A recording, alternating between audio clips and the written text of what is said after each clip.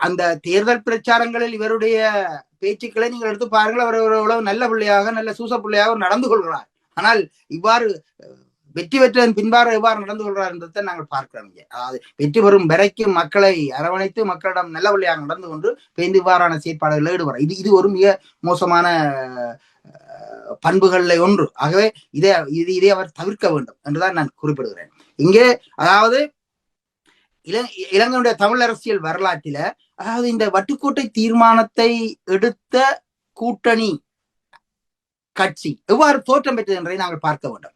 70ஆம் ஆண்டு தேர்தலிலே தோல்வியடைந்த அதாவது கட்சியுடைய 2 செயலாளர்கள் தோல்வியடைந்தார்கள். அதாவது காங்கிரஸ் கட்சியினுடைய தலைவரும் செயலாளரும் தோல்வியடைந்தார், சிதம்பரமும் தோல்வியடைந்தார்.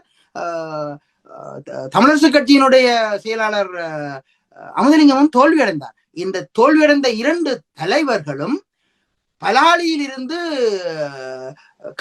கட்டநாயக்கா நோக்கி ரத்மலானை நோக்கி கொழும்புக்கு பயணம் செய்தார்கள். அவர் பயணம் செய்கின்ற போது அவர்கள் அந்த பயண ஏற்பாட்டில் விமானம் சிறிது நேரம் தடைப்பட்டதனால் இவர்கள் அங்கே விருந்தினர் விடுதியிலே தங்கி நின்றார்கள். அப்போது அவர்கள் மேசையில இருந்து அதாவது கோப்பி குடித்து கொண்டு கதைத்த கதைதான் தமிழர் விடுதலை கூட்டணி என்ற ஒரு கட்சி உருவாவதற்கு காரணமாக இருந்தது.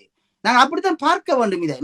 அதை விடுத்து விட்டு நாங்கள் இப்போது அவர்கள் மூவர் கதைத்திருக்கிறார்கள். அதாவது முரண்பட்ட 3 திசைகளிலே இருப்பவர்கள் ஒன்றாக இருந்து கதைப்பது என்பது எங்களுக்கு பெரிய விஷயமாக தெரிகிறது தமிழர் தரப்பில்.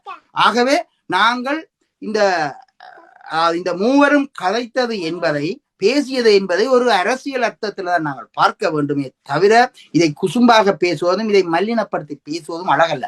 நாங்கள் ஒரு தேசிய சிதைவுக்குள் தேசிய உடைவுக்குள் உட்பட்டிருக்கிற மக்கள் கூட்டம். நாங்கள் ஒரு தேசிய ஒற்றுமைக்கு ஒரு ஐக்கியத்துக்கு வருகின்ற போது இந்த கட்சிகளை நாங்கள் அரவணைக்க வேண்டியதும் அவர்கள் ஒன்று திரண்டு செயற்படுவதற்கு ஆதரவளிப்பதை விடுத்துவிட்டு அவர்களை மேலும் பிளவுபடுத்துவதற்கான வேலைகளை செய்வது தேசியமாகாது. அது தேசிய அரசியலை முன்னெடுப்பதும் ஆகாது. அது தமிழ் மக்களுடைய தேசிய அபிலாசைகளை வென்றெடுப்பதற்கான எந்த உதவியையும் புரியாது என்றுதான் சொல்ல வேண்டும்.